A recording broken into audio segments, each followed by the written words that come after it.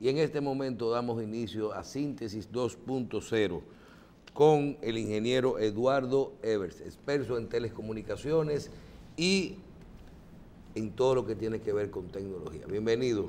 ¿Cómo tú estás, Michelle? ¿Cómo está Santiago? Bien, gracias a Dios. Feliz de ver que tú estás haciendo trending. Trending topic. Topic, sí. Porque ahí vi en el día de ayer una página pagada por Andy Dawarre hablando de lo que habíamos hablado nosotros aquí. Si hay una fusión, cómo influye eso en la fusión, qué va, qué no hace. Y te felicito. Parece que Andy ve el programa. Estoy seguro. Tú dices que parece y yo estoy seguro. Bueno, y si no ve el programa, ve al ingeniero Evers. Por lo menos. Bien, yo creo que sí, que cuando vimos ya las posiciones generadas por Indotel, la opinión de las otras empresas y la opinión de las empresas como de Altiz, que involucra a Orange y a Tricón, yo creo que sí que se está dando todo lo que habíamos conversado y iniciemos el 2.0 haciendo un upgrade, avanzándole a la gente, actualizando a la gente sobre cuál es la situación y qué puede pasar en este momento. Luego de este fallo o de esta primera resolución, si se puede llamar así, de Indotel, no aprobando la fusión de Altiz y en el caso de hacerlo, de quitar, como usted nos había dicho, un 30% de una porción, en este caso parece que fue un 30% de las frecuencias, un 30 megahertz de frecuencias para poder disponer de ellas en otro tipo de procesos. ¿Cómo usted ve las opiniones de ellos en este caso y qué va a pasar? Michelle, Altiz está haciendo lo que tiene que hacer. Altiz se está defendiendo. Yo entiendo que la posición de Indotel sin pasiones es correcta. Ahora, lo que yo veo un poquito desacertado es en el tiempo en el cual ocurre esa decisión. Cuando se hace la intención de compra, primero de Tricón, primero de Orange, porque fue Orange la primera empresa que Altiz se interesó. Altiz viene a este país por Orange y luego se interesa por Tricón. Dejaron bien claro que estaban detrás de los clientes de Orange y de los recursos de Tricón. Eso quedó bien claro y bien establecido. Y en ese momento yo levanté bandera porque había establecido que una empresa como Altiz no iba a manejar dos empresas en el mismo sector de forma independiente. Que el fin ulterior de esta compra iba a ser la fusión de esas dos empresas. No, y ellos lo dijeron, cliente de uno y frecuencia de otro. Por supuesto. La cartera de este y con los recursos de este. ¿Qué yo advertí en ese momento? Lo que está sucediendo ahora, o lo que Indotel resolutó ahora. Y vamos a tener una concentración de recursos muy peligrosos para el sector, que podía desbalancear lo que era el mercado relevante. Y así mismo lo hace ver Indotel en su resolución. Tenemos que teníamos dos empresas que manejaban las dos juntas cerca del 41% del mercado y que iban entonces con esa fusión manejando el 41% del mercado a poseer el 55% de los recursos de frecuencias. Cuando la empresa dominante tiene el 51% del mercado, pero ese 51% del mercado lo maneja, yo diría que bien, con el 35% de las frecuencias, de los recursos. Entonces, tú tienes una empresa que está un 20% por encima de los recursos de la empresa dominante cuando no tiene el 50%. ¿Qué puede pasar con eso? Que el mercado dejaría de crecer. Inmediatamente el mercado dejaría de crecer porque no tendría recursos necesarios para seguir creciendo, porque una sola empresa está engordando, como dice nuestro amigo Dajuar, la frecuencia. Tiene ese solar cerrado y esperando que siga creciendo el valor. La decisión estuvo correcta. La decisión estuvo correcta y más correcta aún cuando hace la referencia a las frecuencias específicas que está tomando control. Y yo no diría que expropiando, como dice la propia resolución y como dice Altiz, porque las frecuencias son del Estado. Lo que Indotel hace es que te concesiona sobre esas frecuencias, pero siguen perteneciendo al Estado. Por lo tanto, Indotel, claro, con las reglas claras, puede establecer las funciones necesarias para tomar el control de esas frecuencias. ¿Cuáles son las frecuencias que están siendo afectadas? Son los 30 MHz en la banda de 1900, con la cual se dio apertura al servicio de telefonía celular móvil. Y estas frecuencias, ¿cómo se asignaron originalmente?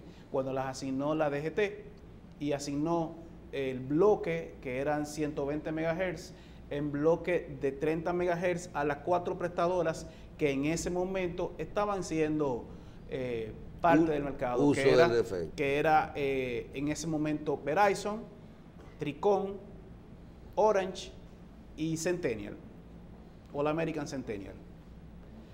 Si esas frecuencias se asignaron directamente y se asignaron para equilibrar el mercado, no era justo que una sola empresa que por fusión, por motivo de la fusión de dos que haya comprado, permaneciera con 60 MHz, que era el 50% de esa banda, cuando las otras empresas tenían 25 y 25. Pero tú sabes que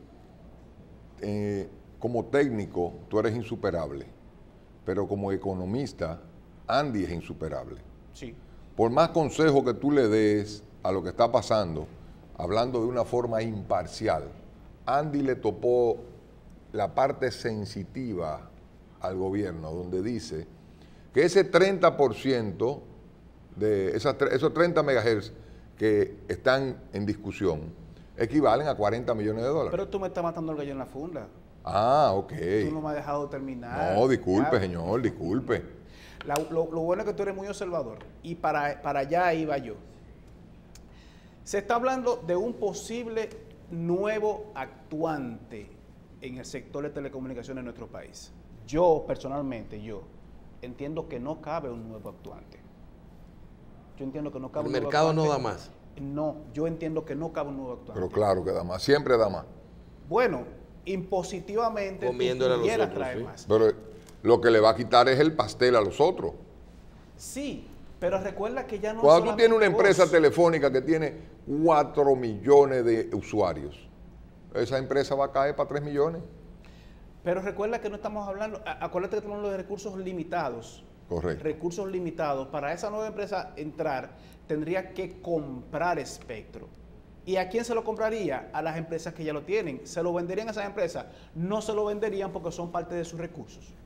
Correcto. No se lo venderían. Ahora, ¿qué es lo que puede suceder con esos 30 MHz? Que no son 30 MHz, son 60 porque son pareados. Es un par de frecuencias. ¿Qué sucede? ¿Qué debe suceder? Debe repartirse, debe licitarse libremente entre las empresas actuantes, inclusive entre Altiz. Altiz puede participar de esa licitación.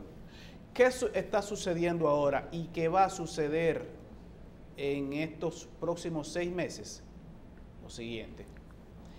Esas frecuencias no están vacías. Esas frecuencias están siendo utilizadas ahora mismo. Y ahí hay un grupo de usuarios que eran los usuarios originales de Tricón, que todavía no han cambiado sus equipos, que no han cambiado sus aparatos, que siguen recibiendo el servicio de esas frecuencias. Indotel debe dar un plazo mínimo de 8 o 9 meses para la migración de esos usuarios.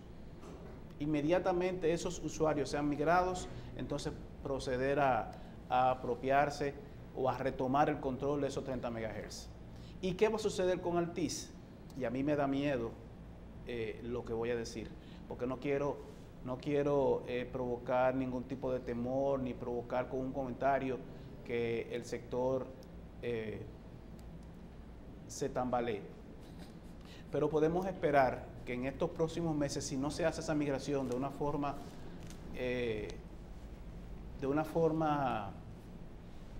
adecuada, veamos muchas restricciones, veamos mucha congestión, veamos muchas dificultades en las líneas, en las llamadas y en el tráfico de datos de Altiz. O sea, si esto no se programa como debe programarse, Altiz, al momento de entregar los 30 MHz, va a tener problemas con la congestión y va a tener problemas con el tráfico de datos por la migración de los usuarios que no tenían previsto migrar hacia la red de 900 MHz o hacia la red de 1800 que tiene en la actualidad. ¿Y esto no pudiera traer un problema legal a aquellas empresas que vendieron algo que hoy en día no va a hacer? No, porque es un mercado regulado. Recuerda que... Tú tienes que acogerte a la... Exacto, o sea, un mercado regulado. Yo te estoy vendiendo... Sí, pero que cuando Altiz... No, pero discúlpeme. Cuando Altiz discute el precio para comprar Tricón y para comprar Orange, ellos le dicen, yo tengo esto. Entonces, ok, eso vale tanto, yo te lo pago. Ahora de repente ya no es esto, tú tienes 30 MHz menos. Es que las frecuencias no pueden entrar en ninguna parte. En ninguna negociación. Las frecuencias no son activos porque es una concesión. Pero esa concesión le pertenecía a esas dos empresas. Sí, pero tenía la concesión bajo unas condiciones. Ahora, ¿qué tú estás haciendo? Acuérdate que tú no le estás quitando toda la frecuencia. Tú le estás quitando una porción de un espectro que no fue licitado, que fue asignado directamente. La parte que fue asignada se queda tal cual. Si ellos participaron en una licitación, como de hecho lo hicieron en el 2013, esa frecuencia van a seguir normales sin ningún problema. Todo lo que era la frecuencia de Orange siguen normales y una parte de la frecuencia de Tricón también. Y más aún, esta fusión tiene prácticamente el 60% de los recursos de la frecuencia que están por debajo de un giga, que eso es un pastel muy apetecido por las empresas de telecomunicaciones. ¿Por qué? Porque hacer frecuencias bajas implica un menor costo en el despliegue de una red. Tienes que tener menos cantidad de estaciones base, de celdas. Son frecuencias que penetran a los edificios con más facilidad y no sufren las interferencias que usualmente sufren las frecuencias que están por encima de los 1.5 gigas. O sea, aún así siguen teniendo una gran parte del pastel y siguen teniendo de esa gran parte la más apetecible. ¿Viene Altiz a mejorar la telefonía? Está llamado a hacerlo. ¿Viene Altiz a mejorar los precios en la telefonía? Bueno, no sé si la política de Altiz sea mejorar los precios. De hecho, entiendo que los precios van a ir bajando como en efecto lo han estado haciendo. Lo que ellos sí vienen y tienen que hacer para competir es dar mayor capacidad de Internet. Fíjate que Altiz, Orange, en su primera presentación, en su primera fase, lo que hizo fue conectar con el público, conectar con el consumidor de a pie. La telefonía celular era un lujo y ya dejó de ser un lujo para ser una necesidad muy básica. Entonces, son esos primeros precios lo que hacen que la gente normal pueda tener acceso a un aparato celular. Ahora, el Internet empezó siendo un lujo, pero ya el Internet es una herramienta muy básica. Indispensable. Indispensable. Entonces, ¿cuál es la función de Altiz si quiere competir, si quiere la parte del mercado que le falta, la parte del mercado que ellos ven, y si quieren mantener la porción que tienen hasta ahora, seguir compitiendo con la parte de Internet?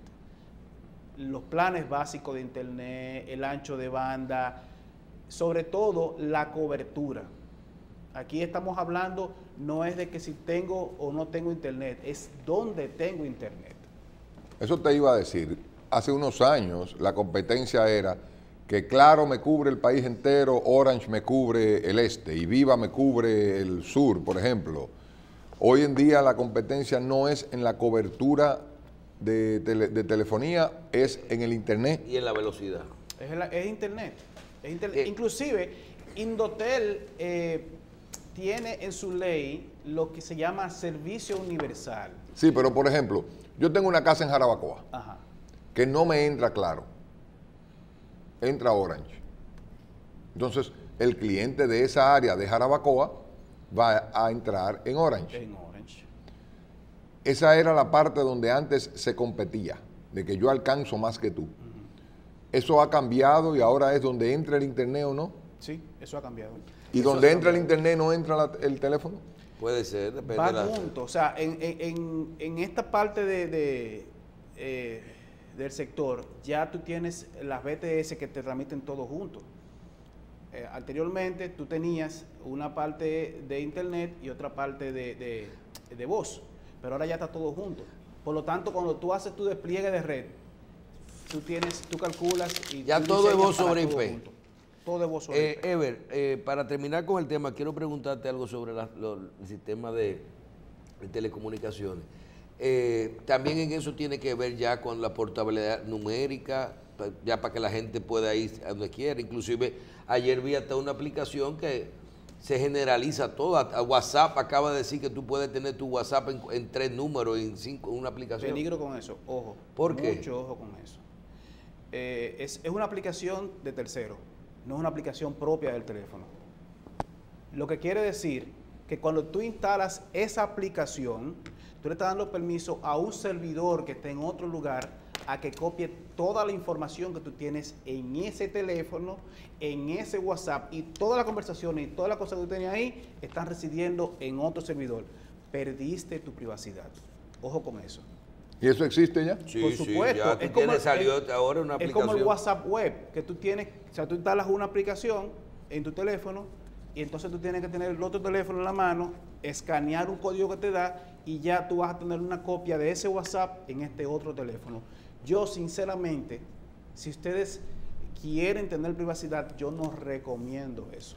Eso es un programa. Eso es sí, eso es una aplicación externa que tú puedes tener en ya. Pero si yo no la quiero tener, no la tengo que tener. No la tienes que tener, tú tienes que bajarla.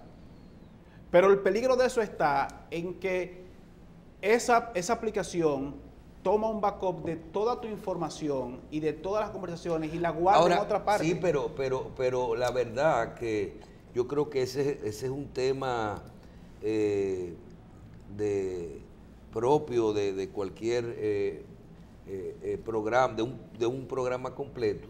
Y yo te diría a ti, nosotros por ejemplo vimos un análisis de un grupo de gente que decía, qué bueno que ya tú puedes tener WhatsApp en varios teléfonos. Y nosotros hablamos de la privacidad, decían, bueno, que se preocupe por la privacidad quien tiene problemas de vulnerabilidad de información o quien no quiere que su información, porque es que si tú sabes lo que estás escribiendo y te cuidas en eso, tú no tienes problema con que eso se popularice.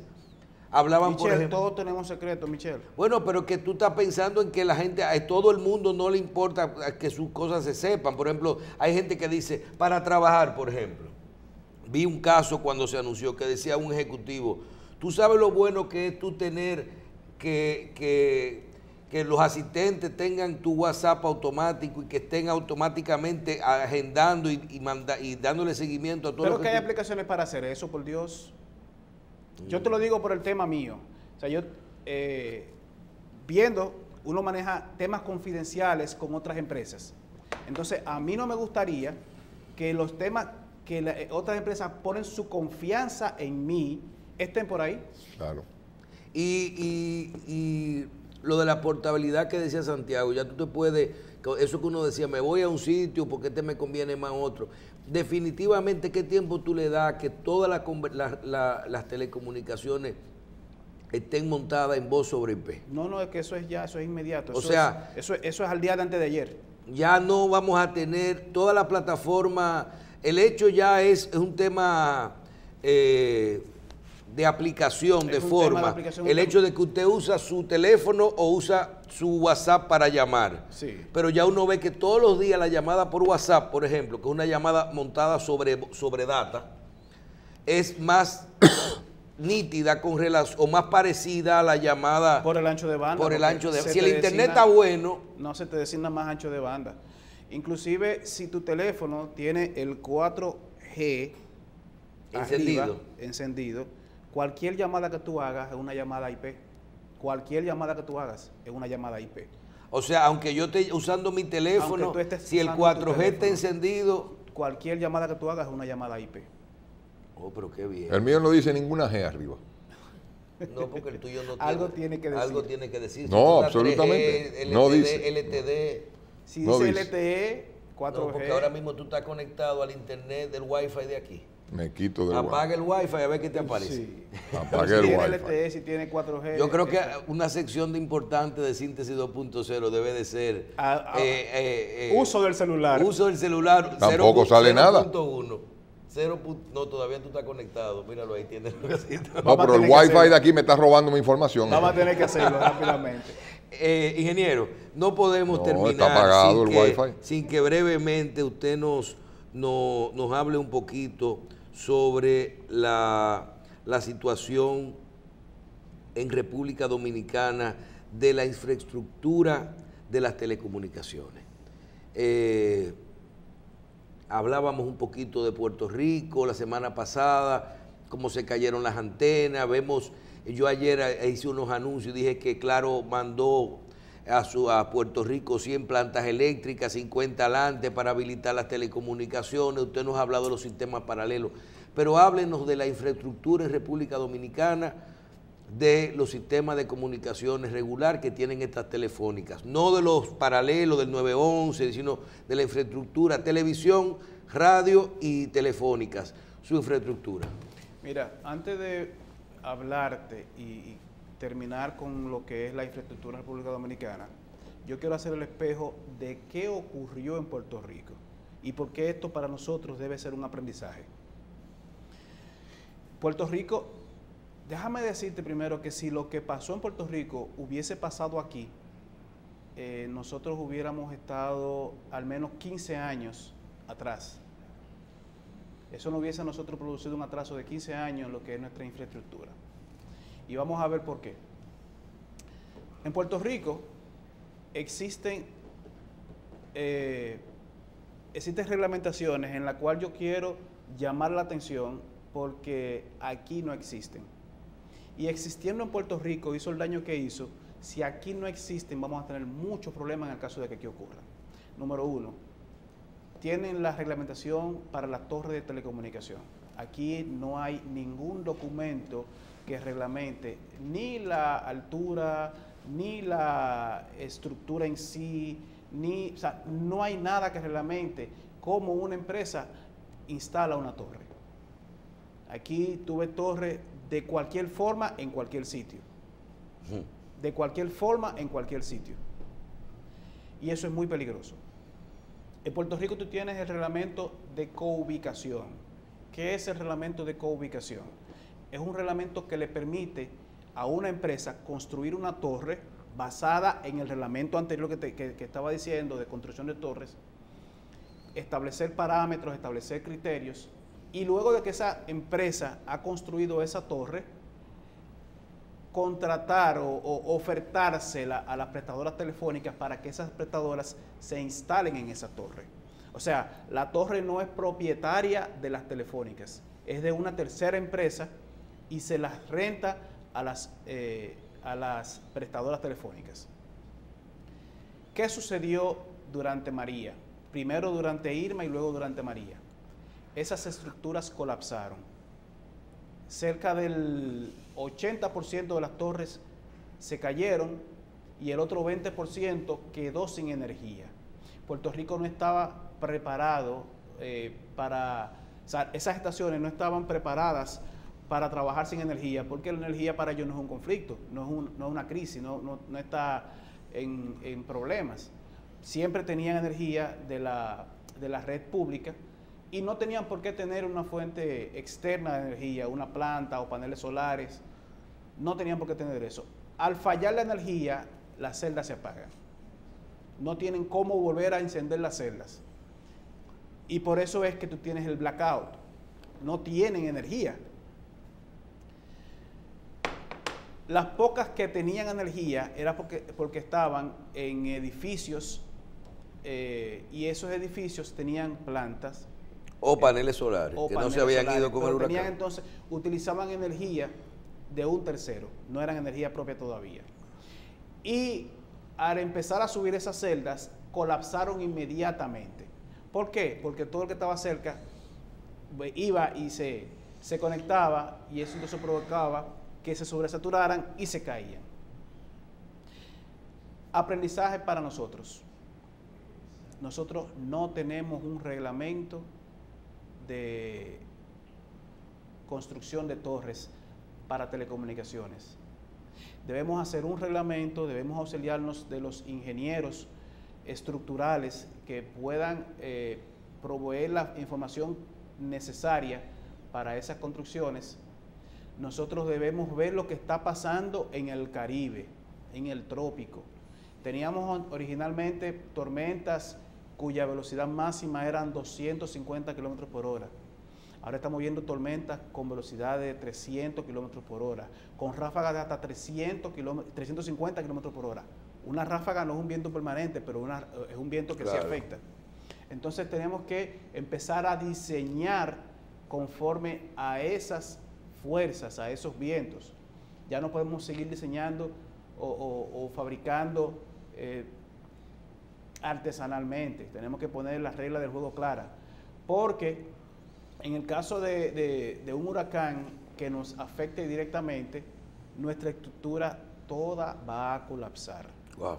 Con respecto a la coubicación, Indotel está poniendo en consulta pública un reglamento para que se permita la coubicación o la coexistencia de varias empresas en una misma instalación.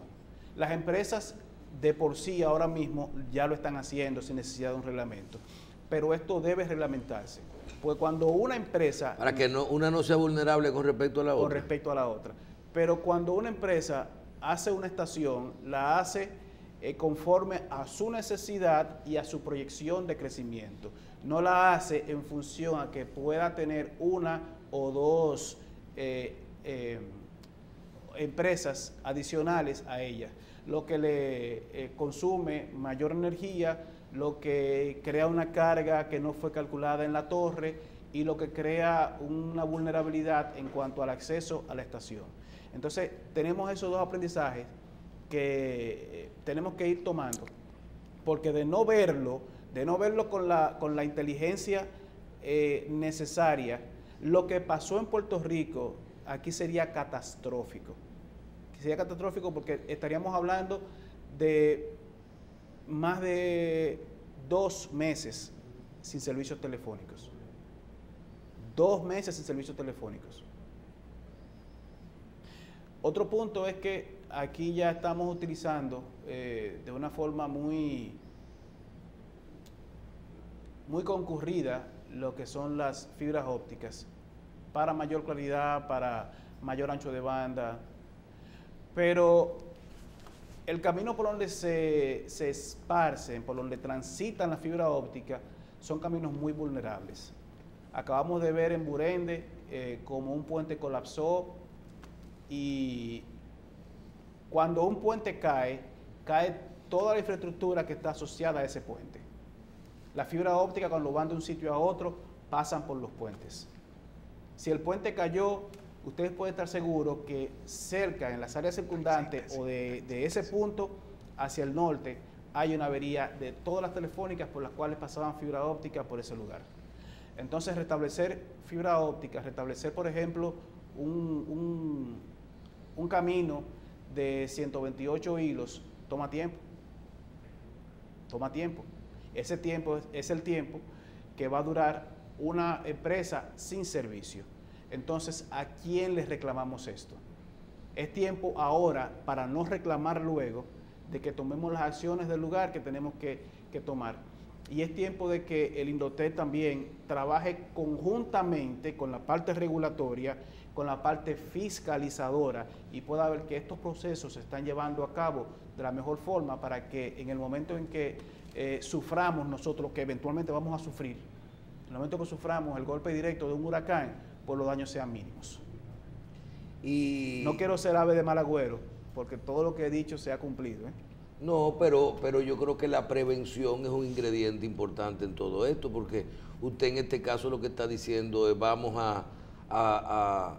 yo me voy más allá, nosotros debiéramos iniciar con un sistema paralelo de ese tipo de servicio, ¿verdad? Servicio colateral, porque lo importante sería que no nos quedemos sin telecomunicaciones. Nos vamos a quedar eventualmente, o sea, va a suceder algo y vamos a sufrir los embates, vamos a sufrir. Lo que tenemos que minimizar el tiempo que estemos sin el servicio. Eso es lo que tenemos que hacer. Y de una forma u otra, establecer también vínculos colaterales, como tú lo dices, con respuesta rápida. Hay unas celdas que se movilizan en unos camiones que se llaman COW, Cell on Wheels, y pero necesitan el enlace, necesitan llegar, establecerse y enlazarse, ya sea con fibra óptica o con microondas. Pero el problema en sí es el trayecto, el problema en sí es llegar al lugar. Bueno, vamos a ver, vamos a pedir que no sea así. Vamos a pedir, pero estamos en una tómbola. Ingeniero, muchísimas gracias. Gracias. Vamos a seguir informando a la gente sobre todo de estos temas de tecnología y de telecomunicaciones que tan importantes se han convertido. Yo te diría a ti que a mí en lo personal hasta me preocupa la dependencia que tiene vivir en el mundo de hoy con respecto a las comunicaciones y al internet. Yo creo que haga un ejercicio y deje su teléfono en su casa un día. Te doy de consejo, múdate con tu primo Johncito en Guayacanes y olvídate de internet, teléfono y comunicaciones. Hasta Johncito, que él ha sobrevivido. Hasta Johncito ha cambiado. Él ha sobrevivido, tiene 20 años viviendo en el municipio de Guayacanes, no le ha hecho falta el internet, la luz ni la computadora. Sin embargo, también es más importante, todavía creo que nuestra generación que ha vivido la transición, pero la generación que hoy, esos muchachos que hoy tienen menos de 30 años, yo no veo que saben desempeñarse bien. Si quitan todas sus actividades. Michelle, discúlpame. Es que el que vive en esta generación no puede saber desempeñarse sin celular ni internet, porque todo se rige con celular e internet. O sea, todo lo que tú quieras hacer. Quiero comprar, internet. Quiero vender, internet. Quiero buscar, internet. Es que ahora mismo tú sales con tu hijo y le dices a tu hijo, ¿qué pasó en el 1974 con las elecciones dominicanas? Y en 30 segundos él te responde. Te contesta, sí. Bueno, ¿Tú sabes algo todavía? Está todo ahí. Ayer Google cumplió 19 años. Ah, ya es mayor de edad. Ya es mayor de edad. O Qué sea, bueno. Todos los jóvenes que han nacido, que tienen de 15 a 16 años, no conocen un mundo sin Google. Sin Google, claro. O sea que Google ayer 19 y Nadua hoy 20. No te burles. Nadua está cumpliendo 50 años. Hoy. Claro. Y te lo puedo calcular porque Mariel, la hija, está cumpliendo 39. Claro. Hay más que salir de este problema. Bien, muchísimas gracias, ingeniero. Gracias. Bien, agradecemos al ingeniero Eduardo Eber su participación en Síntesis 2.0, al doctor Jacín, que nos vemos la próxima semana aquí en Síntesis, y a ustedes por su audiencia del día de hoy. Esta noche la retransmisión de 9 a 11 de la noche por este mismo canal y mañana aquí tempranito con ustedes en Síntesis.